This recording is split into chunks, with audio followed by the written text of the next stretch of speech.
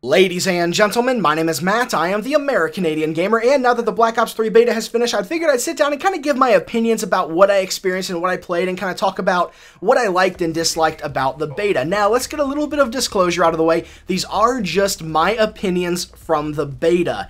These could change, they could not be reflective of the final product, so take everything I'm about to say with a grain of salt, and be sure to check other sources to form your own impressions and opinions about what to expect, and get a general idea of what's going to be coming from this. Don't just take my word for it, is basically what I'm saying. So, get that out of the way, let's talk about some of the different aspects of the game, and the first thing I want to talk about is the technical aspect, because the previous two Call of Duties did not run well for me, and I'm talking Call of Duty Ghosts and Call of Duty Advanced Warfare. Ghosts just ran horribly on PC. I do play primarily PC, we should get that out of the way. Ghosts just ran horribly. I could barely get it to run a lot of times. It had frame stuttering issues no matter what I did, no matter what settings I was on. It just wasn't optimized, just did not want to run well. The matchmaking never wanted to work. It had a lot of problems. So that was a wonderful experience. I mean, on top of it kind of just being a mediocre game. And then we had Advanced Warfare, and Advanced Warfare itself was a fun game. I really enjoyed it. Unfortunately, it did not like me. Advanced Warfare had a lot of issues with crashing and a lot of launch issues for me, and then the matchmaking was the worst. The reason you didn't see much Advanced Warfare on my channel over the last year is because I could not play it. I would sit in matchmaking for 10 minutes waiting for a match. It would find one and then boot it out immediately, and it just would never find matches. I had an instance where I just for fun, I sat it down and I just started the matchmaking, kept an eye on it. 45 minutes later, it did not find a match. I was doing other stuff while it was going, it did not find a match. So that was the problem with Advanced Warfare. And I am happy to say that Call of Duty Black Ops 3 does not have these issues. There were a couple times when matches ended because, you know, like they just booted me out or whatever, but it wasn't enough to raise any flags or ring any alarms in my head about what happened. It was very, very rare. It happened, I think, 3 times out of all the matches I played, that's pretty good, especially in a beta where they're probably just doing mostly a server stress test. Now, it ran really well when it ran also. I could uncap the FPS and just let it fly, and I would get really high FPS, well over 100 frames per second on maximum settings, and I only capped it at 60 for recording purposes. Now, that's great. The game runs really well. I didn't really have any frame drop issues. The only issues I had with stuttering and dropping was just my internet connection. My ping is never really all that great, so that was the only problem, but that is not the game's fault. The matchmaking worked great. The game runs well. The only issue I really have with the game, the way it looks when you run it at max settings, is it looks a little washed out. And the game doesn't look all that great to begin with, I don't think. I don't think it's really visually impressive in any way. It looks really bog standard, and it looks washed out, like I said. So the game doesn't exactly, it's not eye-appealing. It looks very, very run-of-the-mill and very bog standard. So I guess we're getting out of the technical aspects, we're getting into the aesthetic aspects, so we're going to dive right into that. Aesthetically, this game is okay. I mean, things look like they belong in places, and here and there you see something like, oh, that's really neat, but overall there's nothing that really stands out and makes you go, oh, that's cool. It just looks really normal, I guess is the way to put it. It doesn't look special in any way. The models don't seem really high quality, like, as far as they could be. The textures don't seem to be the quality that they could potentially be. The effects seem okay, like the fire and smoke and stuff seems okay.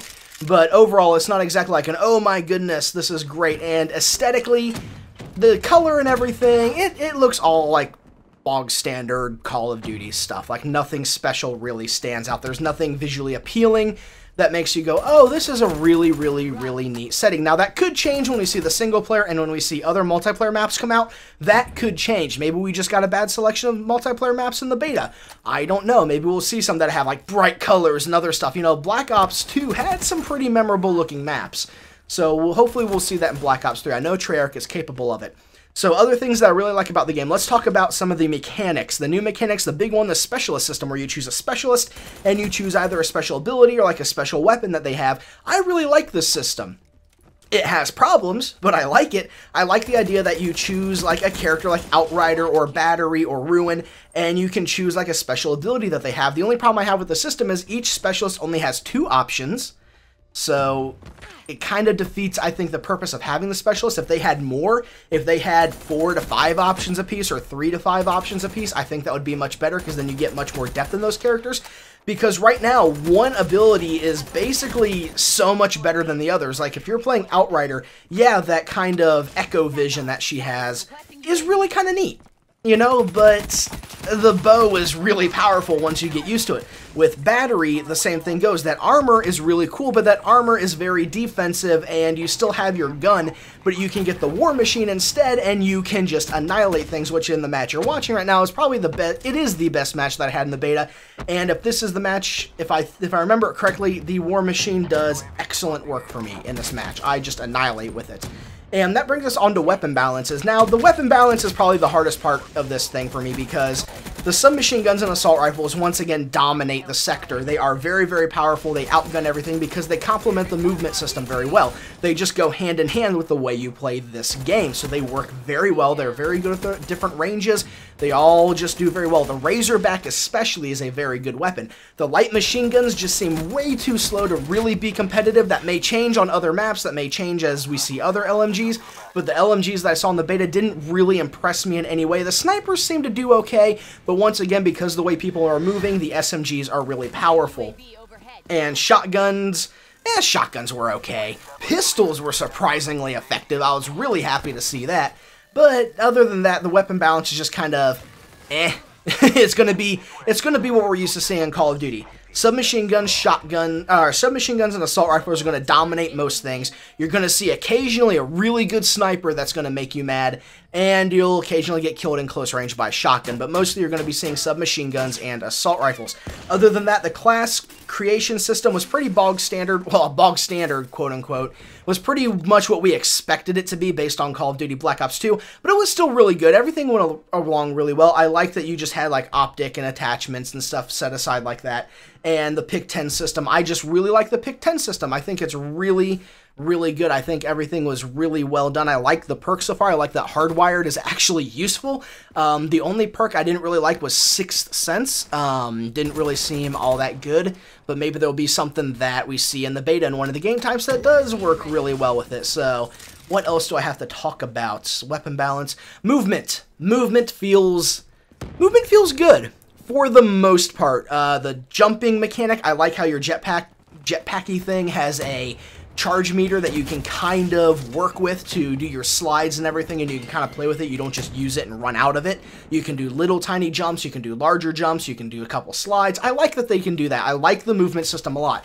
The wall running, I think, is really good. I like the ability to run on the walls, and you can like go around curves on the wall when you're running on it and stuff. The wall running feels great. The only problem I really have is the ledge grabbing.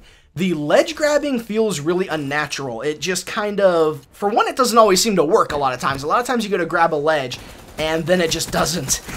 It just doesn't grab it, and you're like, why did I not grab the ledge when I clearly hit the ledge and should have grabbed it? And it also, like, feels clunky and unnatural. Like, you get to the ledge, and then it's almost like the game jumps you to a location that says, okay, now the animation looks like it works good. Here, do it from here. Like, it jumps you a handful of pixels to the side or upwards or downwards to make it work properly. So other than that, it feels pretty good. And so I guess my overall impression of the Black Ops 3 beta so far is it's good. It's good. It's not mind-blowing. It's not amazing in any way. I think I really enjoyed it because I had a really good time in the beta. I did really well in a lot of matches. I dominated a lot of matches. I had a over 2.0 KD average overall, so I did very, very well in the beta, and that might be part of the reason why I enjoyed it as much as I did. But overall, unless we really see some awesome things post-release, like a lot of the fun things they did with Advanced Warfare that I sadly didn't get to take part in, I don't think we're going to see much out of this one, but my hopes are still high, and it's been a while since I've been able to play a new Call of Duty due to all the different effects problems that they've been having. And so I'm happy to see this one run well. So I'm definitely going to be playing it quite a bit, and hopefully everything will go good with it. Overall, this is not one I'm super excited about, but at the same time I am. This wasn't an impressive beta, but the actual release of the game might show things completely differently, and the whole zombies release might make it worth playing as well. So that's pretty much all I have to say about it. Nothing really special there. I just kind of wanted to talk about this a little bit and show off the match I had there. So, as always, ladies and gentlemen, thank you so much for watching. Maybe I should actually... Yeah, if you played the beta, tell me what you think about it. What did you think about the beta if you played it? Let me know down below. Did you like it? Did you not like it? What did you like? What did you not like? Share your opinions, and let's all start big arguments down in the comments section. So, as always, ladies and gentlemen, thank you so much for watching. My name is Matt, and I'll see you next time.